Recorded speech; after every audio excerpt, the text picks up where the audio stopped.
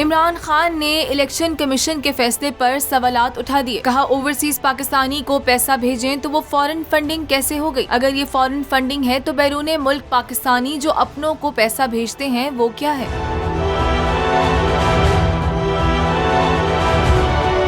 اسلام آباد میں جلسے سے خطاب میں کپتان نے کہا تحریک انصاف پہلی پارٹی ہے جس نے ملک میں سیاسی فنڈ ریزنگ کی. بولے تحریک انصاف کو ملنے والی رقم فورن فنڈنگ نہیں ہے. پیپلز پارٹی اور نون لیگ کو کوئی پیسے نہیں دیتا. ان کے پاس ڈونرز ہی نہیں ہیں. پی پی اور نون لیگ کے پاس پیسہ جمع کس طرح ہوتا ہے کسی کو نہیں پتا. الیکشن کمیشن کے اندر کیس چل رہا ہے اور ان کی ڈیلیگیشن جاتی ہے سینئر ڈیلیگیشن الیکشن کمیشن کے پاس اور کہیں کہ تحریک انصاف کا فنڈنگ کیس جلدی سے کرو. میں جب پولیٹکس میں آیا تو 14 سال تک ہماری پارٹی چھوٹی رہی کیونکہ لوگ ابھی تک میں تو عوام کے پاس سے گیا پیسے اکٹھے کرنے. سب سے پہلے پیسہ کس نے دیا؟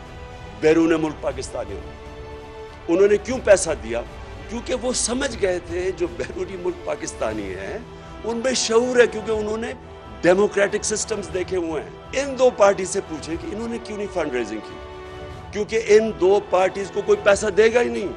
عمران خان نے انتخابات میں چلنے والے پیسوں پر کہا کہ سینٹ میں سرعام بازار لگتا ہے, ارکان کو خریدا جاتا ہے. گیلانی کا بیٹا پیسے دیتے پکڑا گیا. سندھ ہاؤس میں منڈی لگی. لاہور میں الیکشن کے دوران لوگ پیسے دیتے ہوئے پکڑے گئے لیکن الیکشن کمیشن کو کوئی فرق نہیں پڑا. بولے یہ دو خاندان الیکشن کمیشن کو استعمال کر کے قوم کو غلام بنانا چاہتے ہیں. ان کے ساتھ چیف الیکشن کمشنر ملا ہوا ہے. کہا ای وی ایم سے دھاندلی کے 130 طریقے ختم ہو جاتے لیکن الیکشن کمیشن اور دو خاندانوں نے سازش کے تحت ای وی ایم کو نہیں آنے دیا. عمران خان نے حکومت کو آڑے ہاتھوں لیتے ہوئے کہا کہ یہ حکمراں عوام سے اتنے خوف زدہ کیوں ہیں؟ ان کو کس بات کا اتنا خوف؟ یہ جانتے ہیں کہ عوام پی ٹی آئی کے ساتھ کھڑی ہے اسی لیے یہ خوف زدہ ہیں. قوم کو کنٹرول کرنے کے لیے انہوں نے الیکشن کمیشن کو استعمال کیا. احتجاج کی کال دی تو اسلام آباد کو قلعہ بنا دیا گیا. لگتا ہے جیسے شہری اقتدار پر کوئی بیرونی حملہ ہونے والا ہے.